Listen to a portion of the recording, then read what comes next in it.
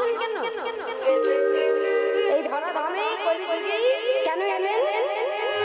এসে কি করলেন? তার কাজ কি? প্রধান কাজ হলো জাতি, ধর্ম, বর্ণ, বয়স নির্বিশেষে প্রত্যেক জীবকে কোল দেওয়া আর প্রত্যেক জীবকে নামের বন্যায় ভাসিয়ে নিয়ে যাওয়া। সে মেনেছে কোনো জাত? মানেনি। মেনেছে কোনো বর্ণ? মানেনি। মেনেছে কোনো বয়স?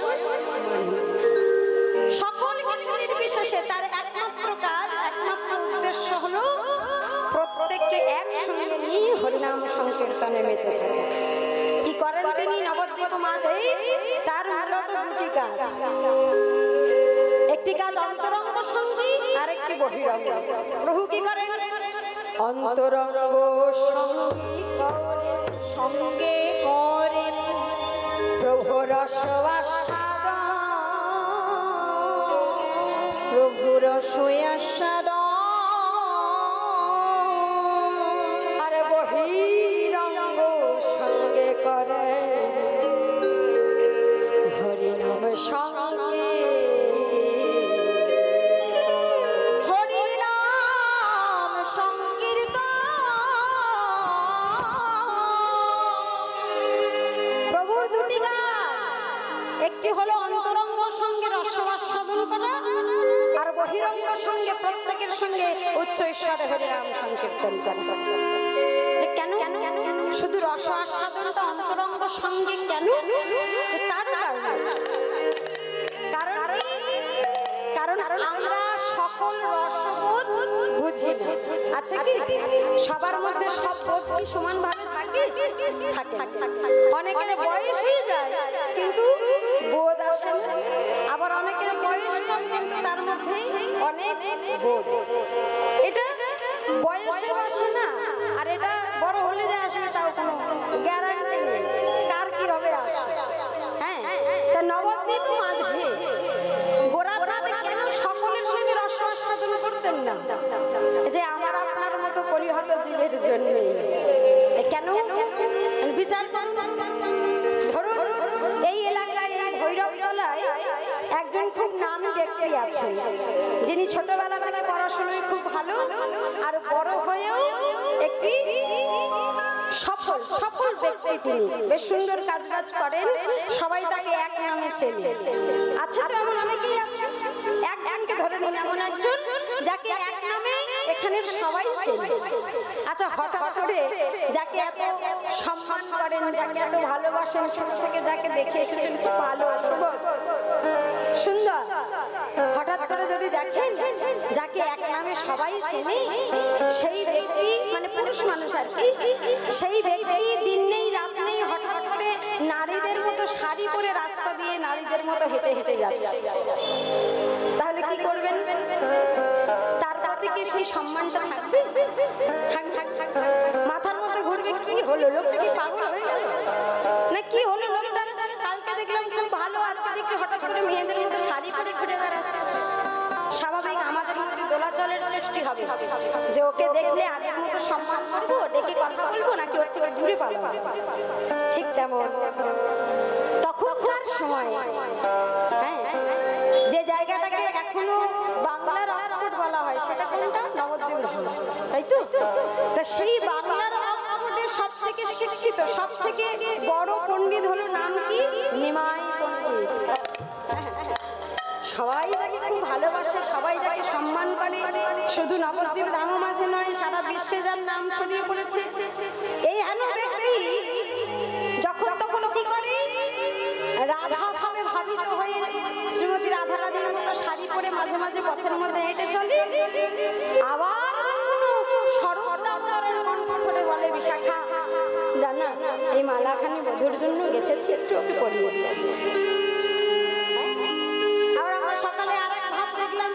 গৌরীদাসের কণ্ঠটা জড়িয়ে ধরে বলছে, ভাই সুবল এক্ষুনি রাধা এনে দেখা, নইলে প্রাণে বাজবে। তা যে ব্যক্তি একেবারে বৈষ্ণব চূড়ামণি, পণ্ডিতের শিরোমণি যে ব্যক্তি, তাকে যদি হঠাৎ করে আমার আপনার মতো সাধারণ মানুষ নারীদের মতো হেঁটে চলতে দেখি, আমাদের মনের মধ্যে দোলাচলের সৃষ্টি হবে যে কি ব্যাপার? যাকে এত সম্মান করি সে মেয়েদের মতো করে হাঁটছে, শাড়ি পরছে, ব্যাপার, তাহলে ওর থেকে দূরে থাকতে হবে। আমাদের মধ্যে যে বললাম সব রকম রসবোধ নেই, সব বুঝবো না, না বুঝেই আমরা কি করি, বিচার করে বসি। সেই কারণে নদিয়া নবদ্বীপ সকলের সঙ্গে মহাপ্রভু রস আস্বাদনটা করতেন না। হরিনাম সংকীর্তনে সবার একই রকম অধিকার, সবাই করতে পারতো, সবাই তার সঙ্গে গাইতে উচ্চস্বরে হরিনাম, কিন্তু রস আস্বাদনটা কিছু ব্যক্তির মধ্যেই ছিল। তারা অন্তরঙ্গ সঙ্গ। সুভাষ ঠাকুর, আমার অদ্বৈত আচার্য, গদাধর পণ্ডিত, এদের মধ্যেই ছিল অন্তরঙ্গ সঙ্গ। সেই মহাপ্রভু আজকে কি করছেন, যাকে সবাই আমরা চিনি বৈষ্ণব রূপে, তাই তো, যিনি অজাজাকে নাম দিয়ে গেছেন পথের মধ্যে, যাকে দেখেছে তাকে গোল দিয়েছে। নদিয়া নবদ্বীপ পাশে সবাই যাকে চেনে, একেবারে ঘরের ছেলে নিমাই চাঁদ বলে ডাকে, সে আর কি করছে, আজ নবদ্বীপে গোরা সঙ্গী গণল, সঙ্গী গণল আজ কালী মন্দির প্রাঙ্গণে যায় নাচিয়া নাচিয়া, কালী মন্দির প্রাঙ্গণে যায় নাচিয়া নাচিয়া,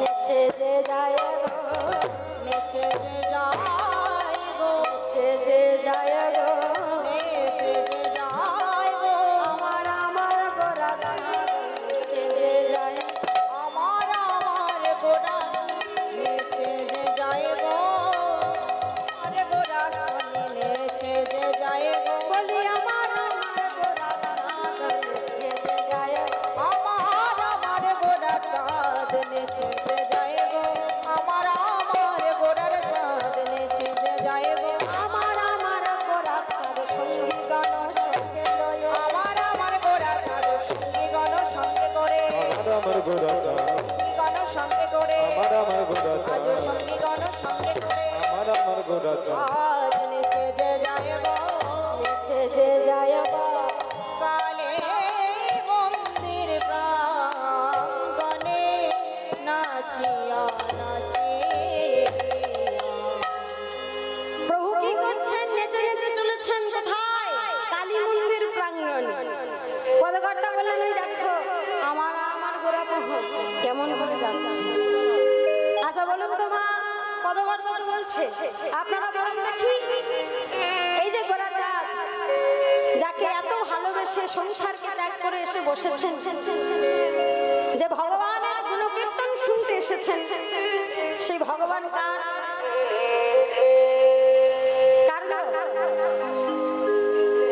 সকলের। মায়েরা বলছেন সকলের, এদিকে একই উত্তর সবার, বাবাদেরও একই উত্তর, বেশিরভাগ সকলে বলছেন সকলে। আচ্ছা যারা বলছেন সকলে, তাদেরকে আরো দুটো প্রশ্ন করি, এই যে উত্তর দিচ্ছেন ভালো লাগছে, আরো প্রশ্ন করতে ইচ্ছা করছে, করি রাগ করবেন না। আচ্ছা মায়েদের ঘরে স্বামী আছে সবার, আছে তো? আচ্ছা সেই স্বামীগুলো কার, বলুন জোরে বলুন। আমার। বাবাদের ঘরে স্ত্রী আছে, সেগুলো কার? এক কথাই উত্তর, আমার। বাবা স্বামীর ভাগ কাউকে দেওয়া যায়? প্রাণ চলে যায় যাবে, কিন্তু স্বামী স্ত্রীর ভাগ কাউকে দেওয়া যায়।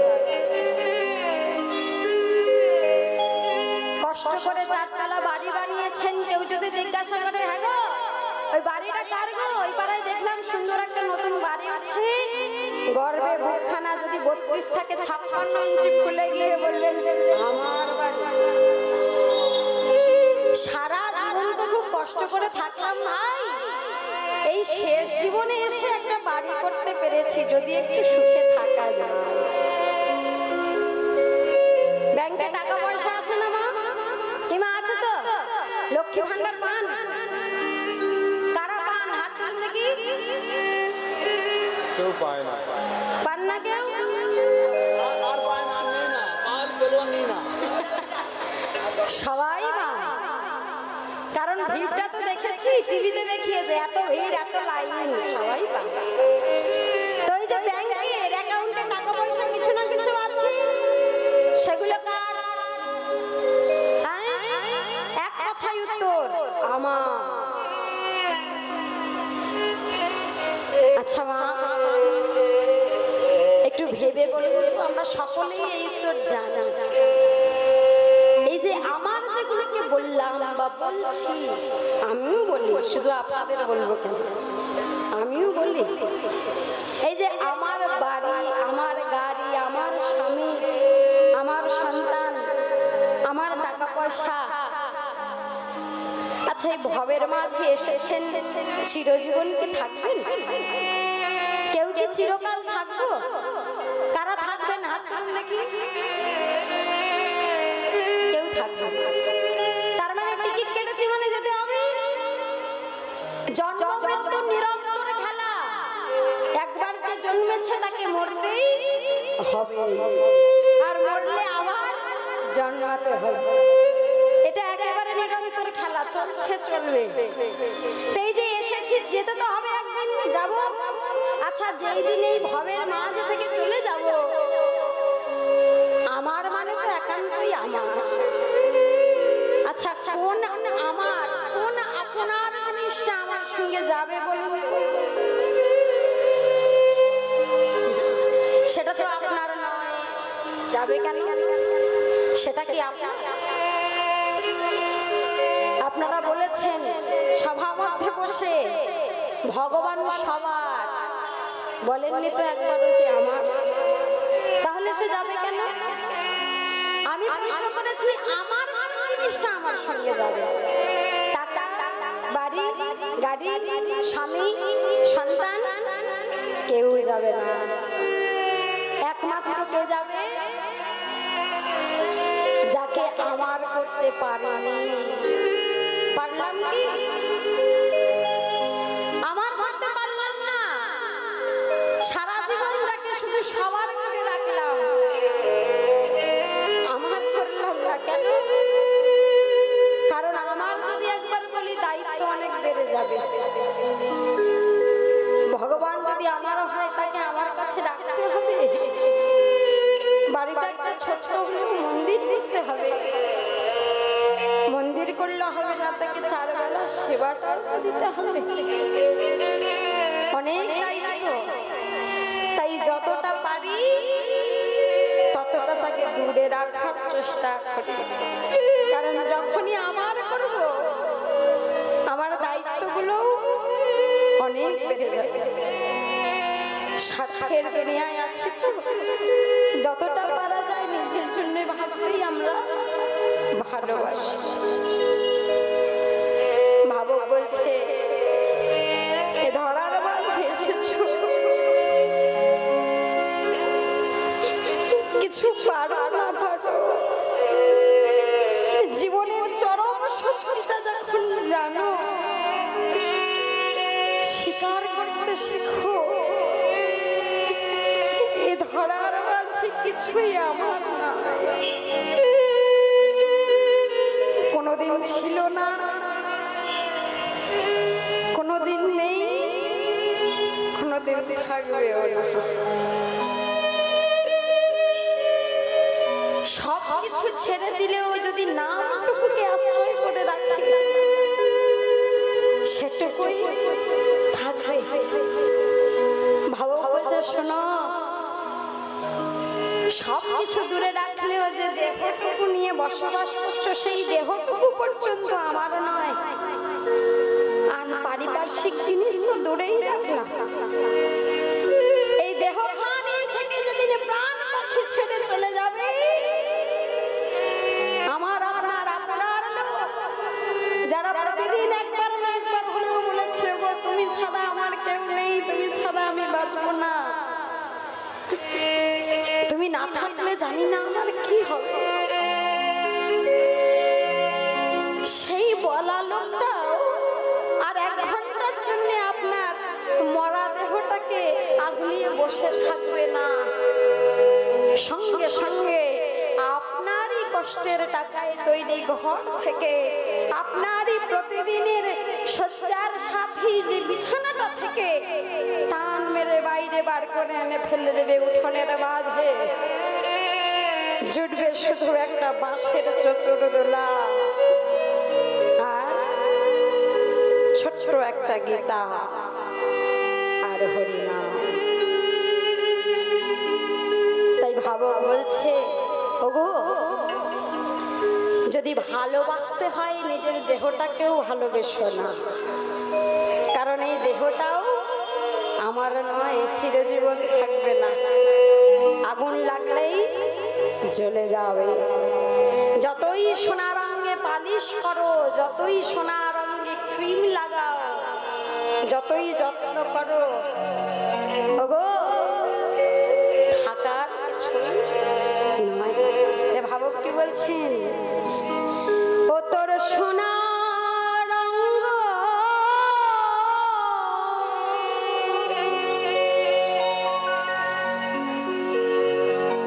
যেদিন হবে ভঙ্গ রে। দেখুন মা, কাউকে ভালো না বাসলেও আমরা আমাদের দেহটাকে খুব ভালোবাসি, কি মা বাসি না? হ্যাঁ, একটু কিছু হলেই সঙ্গে সঙ্গে ডাক্তারের কাছে ছুটি, আরো একটু বাঁচতে হবে, আরো একটু ভালো থাকতে হবে। কিন্তু ভাবক বলছে না না, ভালো কাউকে বেশো না। ও তোর সোনা রঙ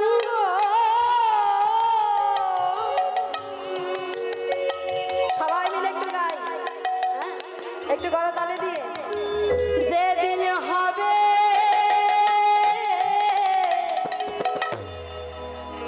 ভঙ্গ রে, ও তোর সোনার অঙ্গ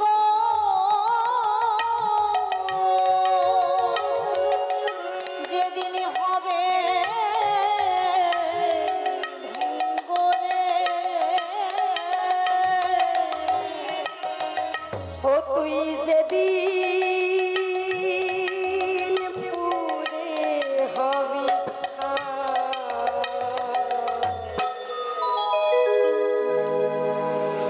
নীল আকাশে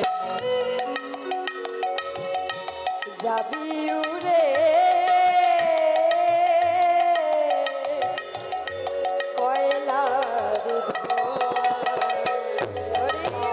আকাশে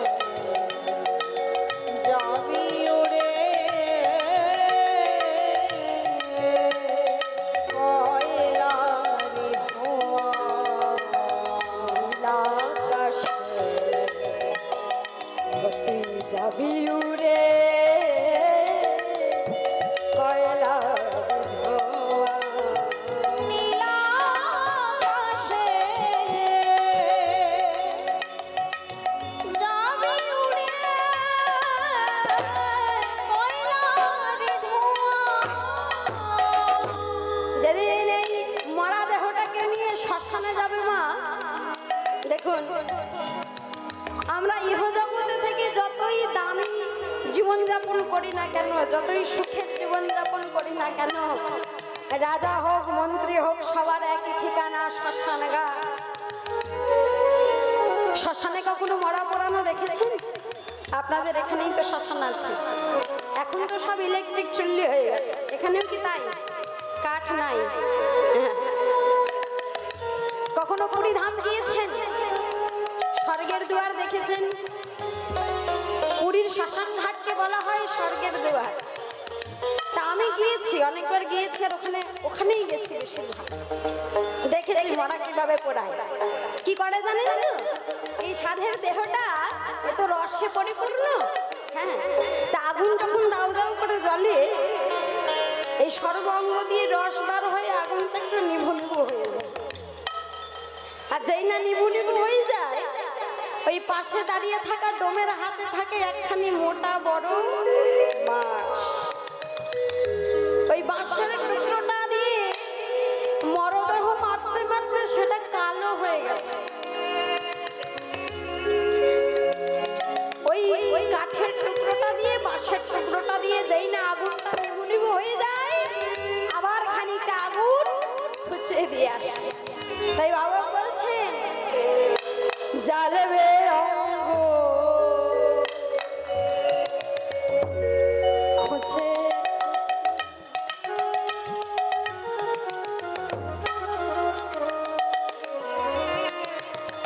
আবার মারবে বাড়ি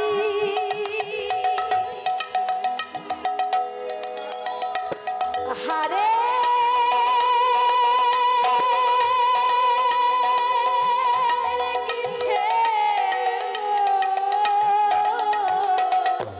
মারবে অঙ্গ আহা জ্বালবে অঙ্গ খুঁজে খুঁজে মারবে বাড়ি হারে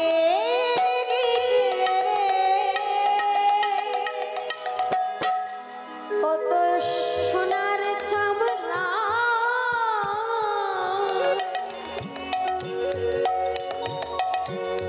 যে চামড়া বয়সের ভারে ঝুলে যাবে বলে ক্রিম মাখি আগে থেকে যাতে না কিছু হয়, যতদিন পারা যায় ততদিন একটু ভালো করে থাকা যায়। হ্যাঁ, ভগবানের আরতি করতে করতে ধূপের ছাই, গরম ধূপের ছাই যদি হাতে পড়ে সঙ্গে সঙ্গে আরতিটা থামিয়ে নিজের জ্বলা হাতটায় আগে মলম লাগায়। ভগবান বলছে ওগো ও তোর সোনার চামড়া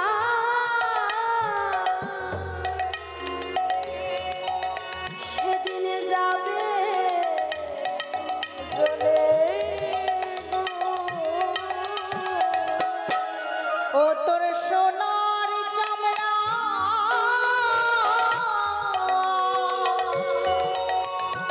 যাবে জ্বলে রে ওরে হাত বোলাবে কে তোর গা দাও দাও করে আগুন জ্বলবে। যে চামড়া একটা ধূপের ছাই সহ্য করতে পারে না সেই চামড়া দাউ দাউ করে আগুনে গুটিয়ে আসবে। ভাবো বলছে ওরে ওই দিন হাত বোলাবার জন্য কাউকে পাবে? নীল আকাশ যাবি উড়ে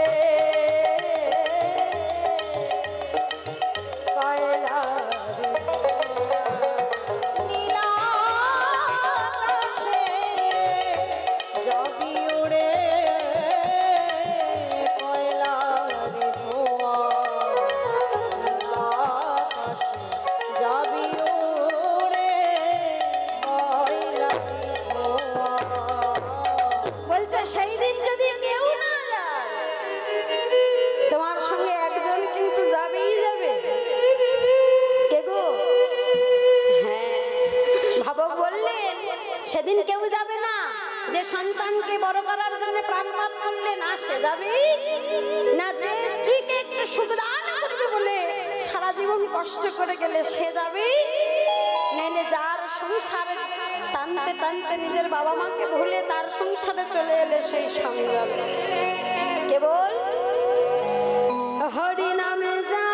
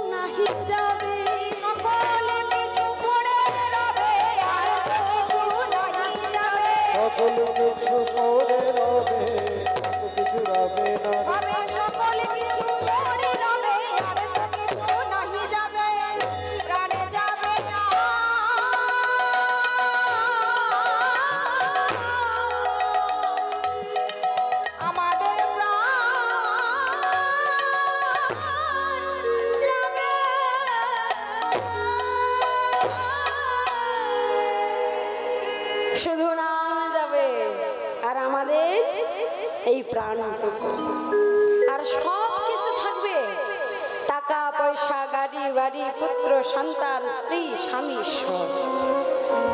তাই সময় থাকতেই নাম করতে হবে, আর নাম চালিয়ে যাবার জন্য, নাম বলাবার জন্যও কিছু করতে হবে। মহাপ্রভু শুধু নাম করতে বলেননি, তিনি বলেছেন হরি বলো আর হরি বলাও। একা হরি বলে তুমি কতটা উদ্ধার হতে পারবে আমি জানি না, কিন্তু তুমি যদি কাউকে দিয়ে হরি বলাতে পারো, তোমার হরি বলার শুনে কোনো এক ব্যক্তিও যদি হরি নামে মুখী হয়, একবার ওই বদন ভরে হরি বল বলে উঠতে পারে, হরি বল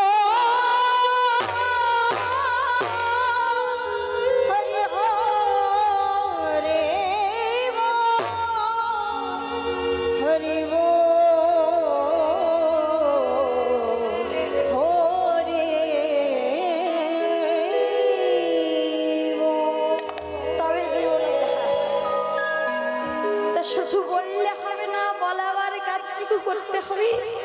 আমার বাবা মায়েরা ভিক্ষার থালা নিয়ে এসেছে, আপনাদের মাঝে যাবে, শুধু নিজে বললে তো হবে না মা, সবাইকে দিয়ে বলাতে হবে। আর বলাতে গেলে এরকম হরিবাসর করবার প্রয়োজন আছে।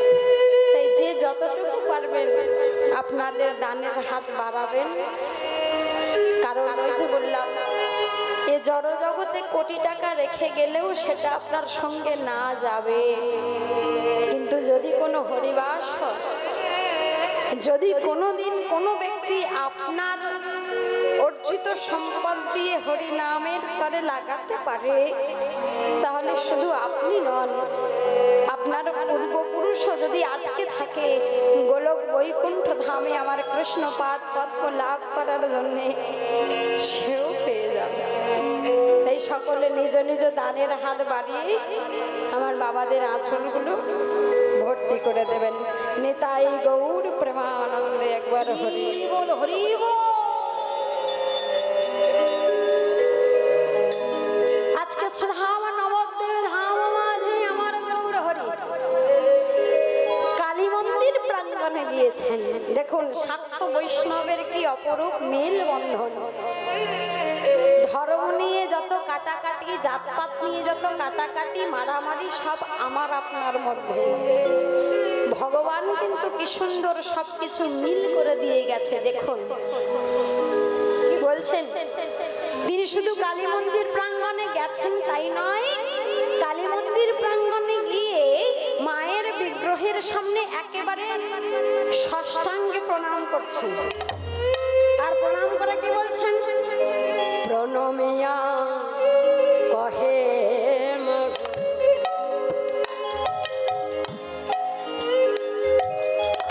তুমি বিপদ তারিণী, আর প্রণমিয়া কহে মাগো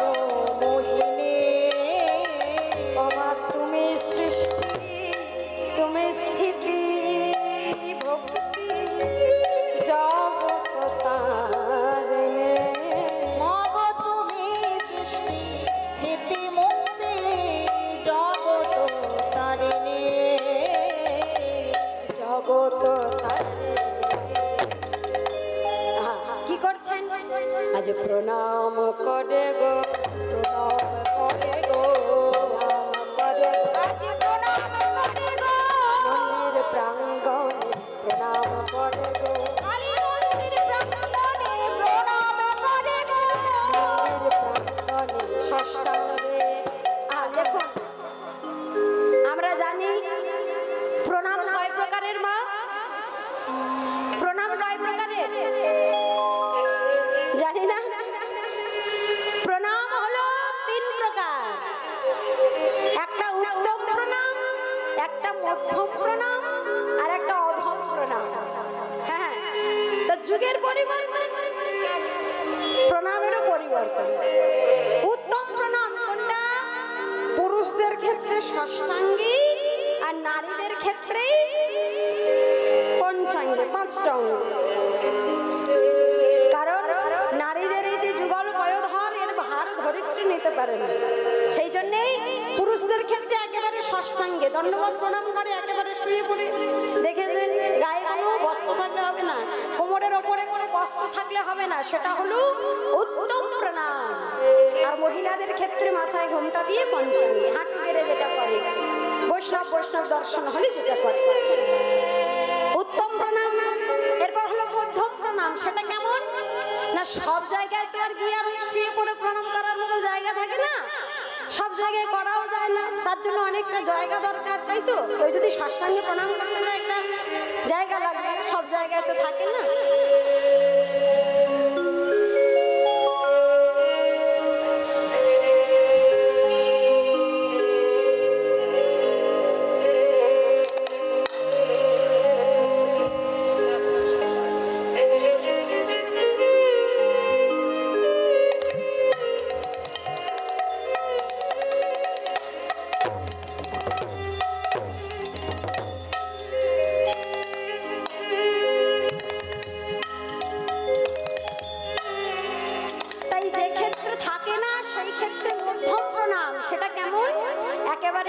জোর করি, যেটা আমরা বেশিরভাগ সময় করি। হরি বল।